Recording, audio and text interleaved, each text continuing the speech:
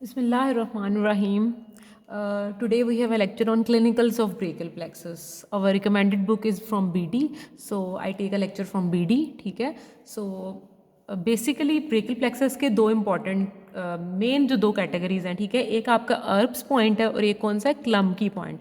अब अर्ब पॉइंट जो है ना, अगर अपर ट्रंक की इंजरी हुई है, ठीक है, और अगर लोअर ट्रंक की ब्रेकियल प्लेक्सस की इंजरी हुई है, ठीक है, तो वो क्या होगा, क्लम्की पॉइंट. ठीक है. I am going to elaborate these. ठीक है. तो अर्ब पैरालिसिस जो सी है ना, वो कब होती है, जब आपकी C5 C6 ये रूट्स जो सी है ना, इनकी इंजरी होती है. ठीक है. अब अर्ब पैरालिसिस होती क्यों है, इसकी वजह जो है ये है कि undue separation of head and shoulder. ठीक है. जैसे फॉर एग्जांपल कोई फॉल ऑन शोल्डर, जैसे this diagram is a person fall on shoulder. ठीक है.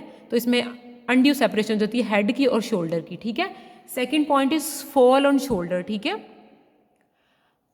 और उसके बाद बर्थ इंजरीज भी आ जाती हैं. ठीक है. इसकी वजह से भी हेड और शोल्डर के दरमियान अनड्यू सेपरेशन हो जाती है. ठीक है. और तीसरे जो इसकी कॉज है, ठीक है, वो क्या है, ड्यूरिंग एनेस्थीसिया. ठीक है. तो हमने 3 कॉजेज पढ़ ली हैं बेसिकली. जो रीज़न है वो यही है कि एंगल जो सा है वो नेक और शोल्डर का ज़्यादा हो जाता है. ठीक है. इसकी वजह से ट्रैक्शन होती है. ठीक है.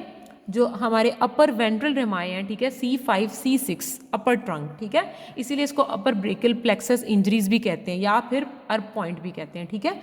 सो इसकी वजह से अर्ब पैरालिसिस होगी. ठीक है. अब इसकी रूट वैल्यू हमने एक्सप्लेन कर लिया है. अब मसल्स जो से पैरालाइज होंगे वो कौन से हैं, बाइसेप्स मसल है, डेल्टॉइड मसल है, ब्रेकियालिस है, ब्रेकोरेडियालिस है, supinator, supraspinatus, infraspinatus and supinator है. ठीक है. तो ये सारे 6 मसल्स हमारे अफेक्ट होंगे. ठीक है. सो अब इसमें देखें जो आपकी इंपॉर्टेंट पोजीशन एक बन जाती है अर्ब पैरालिसिस में, दिस. ठीक है. इसको क्या कहते हैं आप, एक तो पुलिसमैन टिप्स इसका वर्ड है. ठीक है. और दूसरा वेटर टिप पोजीशन से भी आता है. ठीक है. ये बहुत इंपॉर्टेंट एमसीक्यू है कि वो पूछते हैं कि इस पोजीशन को क्या कहते हैं. तो या तो इसको पुलिसमैन टिप पोजीशन कहेंगे या फिर पोर्टर टिप या फिर वेटर टिप पोजीशन कहेंगे. अब इसमें होता क्या है, जब आपकी इंजरी होगी C5 C6 की, ठीक है, तो देखिए ये बर्थ इंजरी हुई है. ठीक है. इसमें जो बेबी का जो आर्म है, ठीक है, आर्म हैंग बाय साइड. ठीक है. बिल्कुल साथ लग जाएगा. ठीक है.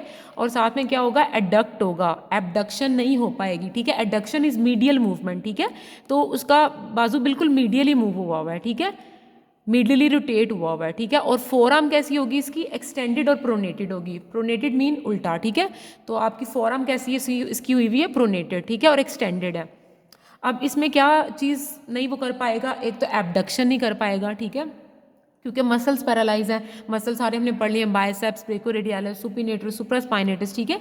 ये सारे पैरालाइज हैं तो एबडक्शन नहीं हो पाएगी और लैटरल रोटेशन भी नहीं हो पाएगी, क्योंकि इसीलिए तो बेबी की जो आर्म है वो, ठीक है, वो मीडियली रोटेट हुई हुई है. ठीक है. तो इसमें लैटरल रोटेशन नहीं हो पाएगी और फ्लेक्शन और सुपिनेशन भी नहीं हो पाएगी, क्योंकि सुपिनेटर मसल इफेक्ट हुआ हुआ है. ठीक है. उसके अलावा लॉस ऑफ बाइसेप्स, बाइसेप्स भी, सुपिनेटर जर्क्स भी नहीं हो पाएगा और sensation over lower part of deltoid भी अफेक्ट होंगे, क्योंकि डेल्टॉइड मसल की पैरालिसिस है. ठीक है. So this is all about अर्ब पैरालिसिस. ठीक है. So now next lower brachial plexus injuries की बात कर लेते हैं. तो उसमें आपकी कौन सी होगी, जो लोअर रेमाए हैं, वेंट्रल रेमाए C8 और T1, उसकी पैरालिसिस होगी. ठीक है. सो पहले उसकी कॉजेज देख लेते हैं. उसको क्या कहते हैं, क्लम्प की पैरालिसिस. उसको अर्ब पॉइंट कह रहे थे, अर्ब पैरालिसिस, इसको क्या कहेंगे, क्लम्प की पैरालिसिस.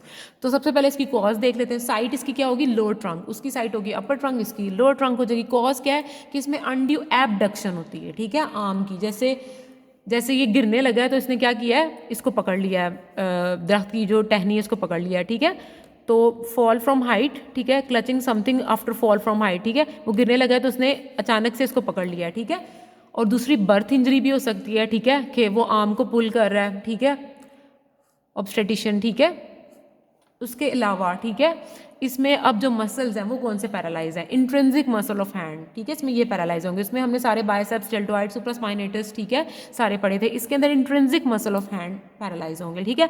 अब इसमें नर्व रूट्स कौन सी है, C8 and T1. Mainly T1 है, पार्शली C8 है. ठीक है. उसमें भी C5 मेन थी, C6 जो सी है ना वो पार्शली थी. ठीक है. लेकिन इसमें T1 एंड पार्शली C8. ठीक है. और इसमें ulnar flexor of wrist and finger भी अफेक्ट होंगे. अब इसमें एक इंपॉर्टेंट फीचर बनता है which is very important, which is called claw hand. ठीक है. क्लम की पैरालिसिस की वजह से आपकी क्लॉ हैंड अपीयरेंस बनती है. ठीक है. इसमें क्या होता है, जो आपका मेटाकार्पोफिलेंजियल जॉइंट है वहाँ पे क्या होती है, हाइपर एक्सटेंशन होती है, ठीक है। दिस इज मेटाकार्पोफिलेंजियल जॉइंट, ठीक है। यहाँ पे हाइपर एक्सटेंशन हो जाएगी, और जो इंटरफिलेंजियल जॉइंट है, मतलब फिलेंजिस के दरमियान जो जॉइंट बन रहा है वहाँ पे क्या हो जाएगी, फ्लेक्शन हो जाएगी। दिस इज फ्लेक्शन, ठीक है। So this characteristic appearance is claw hand, ठीक है। तो इसमें पैरालिसिस किसकी हो जाती है, अल्नर फ्लेक्सर ऑफ फिंगर्स की, ठीक है। और साथ में लॉस ऑफ सेंसेशन हो जाएगा ulnar border of forearm and hand, क्योंकि intrinsic muscle of hand paralyse हो गया है। So this is clumsy paralysis. So this is again diagram यही शो हो रहा है, ठीक है। This is upper brachial plexus injury, ठीक है, and this is lower brachial plexus injury, ठीक है, फॉल की हिस्ट्री है। So this is all about our clinicals of brachial plexus. Thank you for watching, good luck, अल्लाह हाफिज़।